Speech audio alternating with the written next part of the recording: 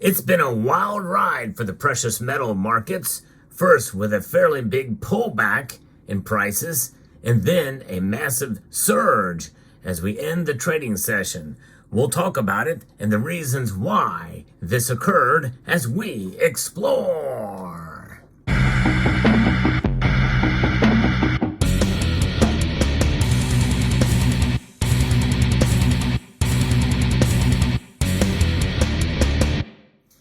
It has been a very volatile day for precious metals, and I think part of what we're seeing is these economic numbers that are coming out, especially with the jobs numbers. People are thinking, hey, maybe we are in a good economy. Maybe things aren't as bad as some people think. But in reality, we have to think a little bit beyond just the numbers, especially these days. We'll get into that in a moment. I'm going to be first giving you that report as the markets just before they close. They are up. In fact, gold is up $32, breaking yet another all-time high. You know, on my Sunday night market watch, I asked you in the chat to let me know if you think that gold was going to hit $2,300 by Friday. Well, here we are Friday, and it's shot right past that. It is $2,323.70 moments before the markets change. That is a new all-time nominal high. Now, obviously adjusted for inflation, we still got hundreds of dollars left to go before that occurs, but a wild ride indeed to say. Now, I did buy gold today, and I'll talk about that in another video, what I bought and why I bought it. But let's talk about silver now. Silver has outperformed gold again, but not by a whole lot. It is up 1.73%, whereas gold is up 1.4%. Still, silver has shot right back above $27 again. It's now at $27.42, knocking the previous, now it would be most assuredly be a 3-year high for silver. It got down as low as $26.32 today, and it got as high as $27.53. So we're seeing some moderation back, but still up 1.7%. An amazing ride for both metals. Now, what's behind this? Well, I'm going to be referring to an article here from Live Mint that talks about what's going on. Now, the gold prices have surged to achieve yet all-time highs on Friday, propelled by various factors such as expectations of a U.S. interest rate cut, speculative purchasing, and central bank acquisitions, sustaining the ongoing upward momentum of bullion despite robust job growth in the United States during March. Well, I don't think that's right. I don't agree with that analysis, but we'll get into it here. Gold and silver is closing on a mixed note, with both precious metals hit fresh lifetime highs in the domestic market. Of course, silver did not. Silver fell after reaching its highest level since June 2021 as investors awaited the important U.S. employment data for fresh indications regarding the Fed's monetary easing. Gold and silver are also getting support due to escalating tensions in the Middle East. That is really what's propelling this. For those of you who don't know, Iran is poised to potentially counterstrike Israel after it had knocked out, I guess, a top part of the Revolutionary Guard, or member of the Revolutionary Guard, in its embassy in Syria. So that could cause a counterstrike, and many people are nervous that that could be the precipice for a wider scope, maybe even World War III. Some are fearing that that could be the case, but we'll see. The Labor Department reported a rise of 303,000 jobs in non-farm payrolls last month, exceeding economists' expectations. In a survey conducted by Reuters, economists had anticipated 200,000 jobs, with estimates spanning from 150,000 to 250,000. Now, keep in mind, there's still a shortage of bodies to fill many of these jobs, even from the pandemic. And so likely some of this is just re-establishing some of the service sector jobs. A lot of these are probably not high-paying jobs. And keep in mind that because of inflation, more and more people are having to work to stretch their dollar. The dollar is worth less and less these days, so people are taking on 2, sometimes 3 jobs. So in other words, one person could account for 3 of those jobs, or maybe even 4 if it gets really bad. I don't know. It just depends on how these things are counted.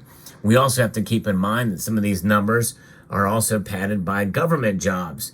I think the last time they did this, when the analysis came through, it was about 9,000 government jobs. So how many of these are going to be government jobs? I don't know. And keep in mind, a lot of these numbers are revised downwards usually after, which leads credence to this idea, especially considering that almost all the 3-letter agencies have become politicized, which means that the chefs at the Cook the Books Club are working in overtime. And that's indeed the case. And keep in mind, too, we're in presidential election season. The administration wants to, and they already are taking advantage of these jobs numbers to make the case to re-elect Biden. And that is the case. And of course, we see it much more blatantly these days because why? Well, mainstream media, they are on board 100% with this administration. So they're going to try to pump them up and make them look as good as possible. And so nobody's going to question these numbers, at least on their side. We will here, and of course others and other media platforms will question them as well. But that is what's happening there. Now, silver price is going up as well too. I think silver is following along with gold, and I think a lot of that has to do with really, again, more hedge fund money going into silver ETFs and money managers as well. They're looking to make a play into gold and silver, and especially silver, I think, is undervalued, and they're seeing that from the paper trade. Now, again, does not necessarily mean that the gold and silver ratio is going to narrow down to the fixed ratio of 15 to 1 or 20 to 1, or the mining ratio of 7 or 9 to 1. But I would be very happy to see the gold to silver ratio narrow to what I think should be around between 55 and 65 to 1. Although I think the new normal is going to be somewhere much higher, like 65 to 70 to 1. And many people would be making a trade there if they were to make that count. Of course, some people might think now is the time to trade gold for silver, but the gold to silver ratio has narrowed to 85. But this is interesting. So to watch these numbers and watch where the markets are moving, it'll be very fascinating to see where we go from here. It is a Friday, which means the markets will be closing soon. And with this big of a jump, means that Sunday should be very interesting, especially if we see other geopolitical activity occur. I think geopolitics is starting to rear its head to front and center in terms of moving markets dramatically, which means we could see pullbacks once things calm down, if they calm down. But we know we still have the war in Ukraine. We have tensions in China and Taiwan, and other factors in Armenia as well, and Azerbaijan. That's an area of the world not many people are talking about. But keep in mind, no matter what your viewpoints are on any of those scenarios, on who is right or who is wrong or what have you, they do affect the markets because they create uncertainty. War creates uncertainty, and the people tend to panic during those times, and the markets tend to panic. And the best thing we can do is just sit back, watch, and wait, and make strategic decisions based off of our portfolios. And that includes gold and silver. But this is why it's always good to be informed about what's going on in the world, as well as what's going on domestically, to see what can move the markets. In the end, it does not change the calculus for gold and silver and what they have done and will continue to do to protect us against the economic instability that we talk about, geopolitical instability, and of course, with what all these nations are doing with their monetary system, monetary instability as well. Right now, the dollar is the cleanest of the dirty shirts in the pile, and it's still pretty darn dirty, and it's got to get cleaned up. How will they clean it up? Well, they're going to reset it.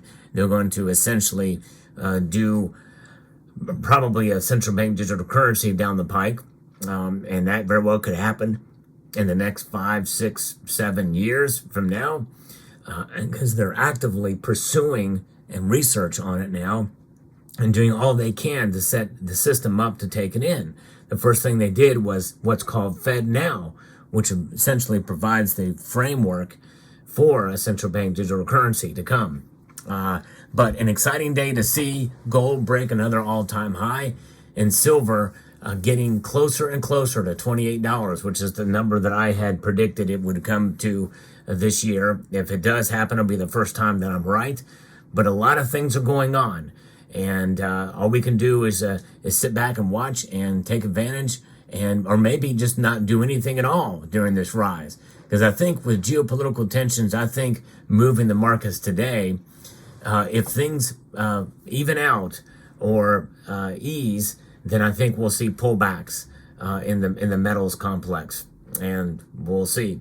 It's anybody's guess, and I'm guessing just as much as anybody else is. Let me know what your thoughts are in the comment section down below.